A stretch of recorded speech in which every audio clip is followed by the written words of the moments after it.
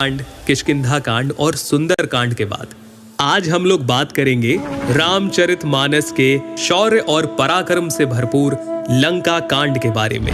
सागर राम जी से कहते हैं कि आप मेरे ऊपर सेतु बनाइए और लंका की ओर प्रस्थान कीजिए। लंका कांड की शुरुआत में नल और नील द्वारा समुद्र पर सेतु बांध दिया जाता है। यही समय होता है जब श्री राम रामेश्वरम में भगवान शिव की स्थापना कर उनसे विजय का आशीर्वाद प्राप्त करते हैं। श्री राम सेना सहित समुद्र पार हो गए। श्री राम के आगमन की बात सुनकर रावण की व्याकुलता बढ़ने लगती है।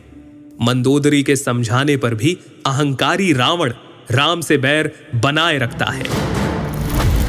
हे प्रिय, सुन, तूने व्यर्थ में ही भय मान रखा है। बता तो, जगत में मेरे समान योद्धा है कौन?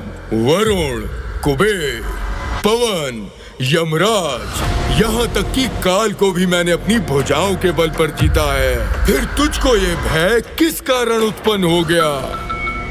विभीषण राम जी को बताते हैं कि रावण ने सिर पर छत्र धारण किया है, जो मानो काले घने बादलों जैसा प्रतीत होता है, और मंदोदरी के कर्ण फूल बिजली के समान प्रतीत होते हैं। तब राम जी एक ही बाण से रावण के छत्र, मुकुट और मंदोदरी के कर्ण फूल काटकर गिरा देते हैं। इसे देखकर रावण की सारी सभा भयभीत हो जाती है। जामवंत जी के सुझाव पर राम जी अंगद को दूत बनाकर रावण के पास भेजते हैं। जैसे मतवाले हाथियों के झुंड में सिंह बिना किसी डर के विचरता है, अंगद भी राक्षसों की सभा में वैसे ही पहुंचकर रावण को श्री राम की शरण में आने के लिए कहते हैं। परंतु रावण के ना मानने पर अंगद उन्हें अपने बल का अंश दिखाते हुए बोलते हैं, अरे मूर्ख, अगर तू मेरा चरण हटा सके तो श्री राम लौट जाएंगे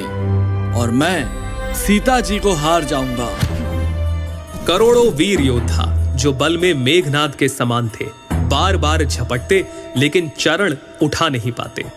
रावण भी जब प्रयत्न करने के लिए सिंहासन से उठकर आता है, तब अंगद कहते हैं, मेरे चरण पकड़ने से कोई बचाव नहीं होगा। अरे मूर्ख, तू जाकर श्री राम जी के चरण क्यों नहीं पकड़ता? कपि बल दे कि सकल ही अनहारे,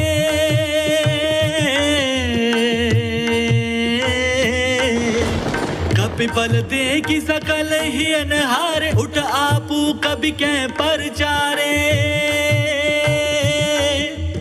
कहत चरण कहि बाली कुमारा, मम पद गहना तोर उबारा। शत्रु के बल का मर्दन कर बालीपुत्र अंगद श्री राम के पास वापस आ गए और इसके बाद युद्ध की तैयारियां शुरू हो जाती हैं, जिसे हम जानेंगे